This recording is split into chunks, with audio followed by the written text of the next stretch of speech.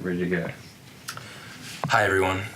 We have a fantastic new package for you as part of Ronnet Industries. Zach behind the camera and myself, we've worked to put together our first bedtime story. We know the sleeping videos weren't great, but you should be able to get to bed listening to this. Let's jump in. Chapter 1. Throbbing.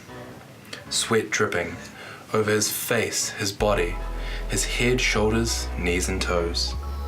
His head was throbbing uncontrollably in that moment, the blood rushing and pounding against his skull with a force of pain and excitement. He yelled out a grunt, and the moment was over. He couldn't hold on anymore. His turnip dropped to the ground. The ball flew from his head straight to the back of the net. He'd scored the goal, won the game. He looked around for his girlfriend, but she was nowhere to be found. He'd have to relieve himself, and he did. He had a hearty wank. Chapter 2. Open Doors. Oh, and by the way, his name was Brad. I forgot to mention that. Brad is the guy with the wank, and also this all happened before he got home, so he's just gotten home. Just so we're on the same page. Brad approached the door of his house, his throbbing wet head still wet and throbbing because he had a headache. He tried to open the door, but his hand was so sweaty that it slipped. Then he tried again, and it wouldn't open again because of the sweat again. If only he hadn't dropped his turnip, maybe then he would have the strength to open this door. But alas, the horse held nay. Brad took a step back from the door. He breathed in. He breathed out. Focused and with an attitude that said, I can open this door, Brad slowly raised his hand to the door handle. He turned it. His hand fell off, but he went right back to the door handle again. He wondered how life could be so unfair. Was this just a metaphor for his life at the moment? Brad didn't feel like this was the first door that wasn't open to him. He was just like every other person, except that he only weighed 40 kilos and was 9.5 feet tall. Life was giving him lemons, and he had a literal life-threatening lemon allergy. In the deepest depths of his despair, Brad realized something. The door of his house was actually a push-pull door. He stopped trying to turn the handle, pushed the door open, and went inside. Chapter 3. Sex, anyone? Honey, did you struggle with the push-pull door again? Kendall asked Brad.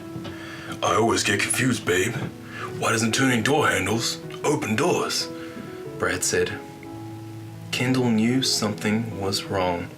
In the 17 years that she'd known Brad had never spoken before. Let me help you relax, Brad.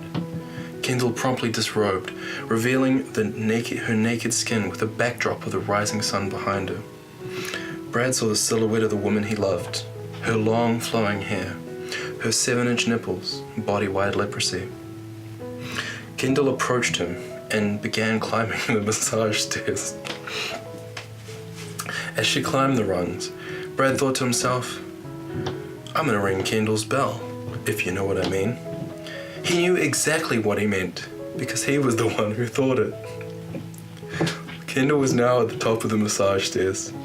Her intensely dry hands began a massage on Brad's shoulders. Kendall's hand skin was flaking, her hot breath tattering on the back of his neck. Brad couldn't hold his desire in any longer. His headache had gone. He turned around and kissed her on the lips and held her tightly, lifting her from the massage stairs. His lips, her lips, they felt as one. Brad pulled back to look deeply into her eyes and found that Kendall's lips had come back with him, an unfortunate proof of her spreading and increasingly severe leprosy. Brad licked their lips and found a taste, an unfamiliar taste. Was it turnips? Not one, but many turnips? But where from? Brad had left his on the field in a moment of euphoria. Whose turnips are in your mouth? Yelled Brad. Chapter 4. Cheating. As Brad grabbed his cheating girlfriend's lips and threw them to the ground, Kendall clambered down the massage stairs. Brad stood over her like a tall man standing over a smaller person, because he was a taller man standing over Kendall, who was a smaller person. Then he forgave her, because this is supposed to be an erotic tale. He picked her lips up off the floor and tried to affix them to her face. They fell to the ground again. "That's so hot, you cheating bitch," said an erected Brad. Kendall grabbed him by the hand and escorted him to the bedroom. The walk down the hallway had him thinking, "Does this make me a cuck?" And yes, it does, Brad. Brad, you were a cuck. In the bedroom, Brad saw the turnips of the so many other people Kendall had been with. They were scattered across the bed. Some had even scattered onto the floor. He put his hand to Kendall's face. "I love you, bitch," he said romantically. He swept the many turnips off the bed with a single swipe of his arm. They hit the floor with a rhythm that matched their heartbeats. It was irregular and romantic. Chapter 5. Pants Off. Kendall grabbed Brad by the shirt, turned him around and pushed him onto the bed. She began unbuttoning his pants, pulling them down until they were held down by his weight. "Oh, sorry, is it easier if I?" asked Brad. "Yeah, maybe if you could just shimmy a little," Kendall stated while she was hot and bothered. Brad began to shimmy, and Kendall began to pull down the pants again. Slowly but surely, with several tugs and several shimmies, Brad's pants descended from his waist to his knees. The fabric had started to bundle together, friction preventing Kendall from pulling them any further. She grabbed the bottom of the pants and slowly began to loosen the grip that it had on itself. The fabric extended and the friction was removed. Kendall was able to separate Brad's pants and his legs. They were going to have sex, but she wasn't an animal. Kendall attended to the pants. After 5 minutes and a light triple press, she placed them gently atop the turnips that littered the bedroom floor. Kendall then went for Brad's shirt. Chapter 6. Shirt Off.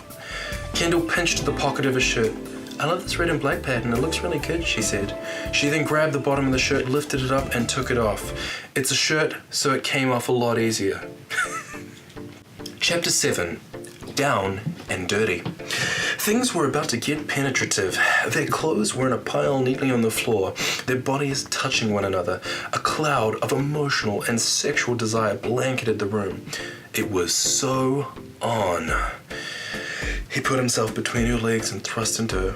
"Slower, slower, I have leprosy," moaned Kendall. Brad didn't take any notice and thrust himself in again. It felt as if time stood still. The raw power and emotion that Brad was providing made Kendall rethink her choice about cheating on him with so many guys. So very many guys. He was the one. He would give her everything that she needed. She could spend the rest of her life with him and live very happily, if only getting happiness from moments like this. As if in slow motion, a bead of sweat descended his 4.5-foot torso. Brad thrust himself again. Kendall and Brad let out a simultaneous roar. He'd finished, and it was the best sex that Brad and Kendall had ever had because it was super efficient and they'd have time to do the other things they wanted. Just 30 seconds after they began having sex, Kendall was able to find herself curled up with the Bible, and Brad was able to make an appointment about the joint pain that affected his everyday life. Kendall turned her eyes away from the Bible. She reached into a drawer underneath the bed.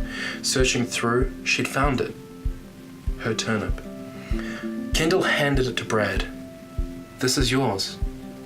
I am yours," she whispered softly.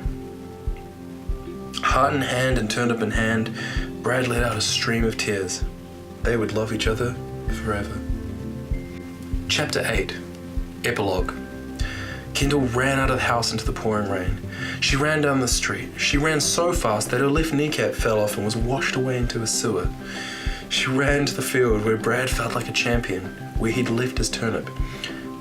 Well, Brad was her champion. He was the one. She picked a turnip from the soccer field and held it tightly. The end. So that's a little story. Hopefully you're not here to hear this bit. Hopefully you're asleep. And if it did the trick, good stuff. Anything to add, Zach? Great contribution. All right. Cheers. Bye, guys.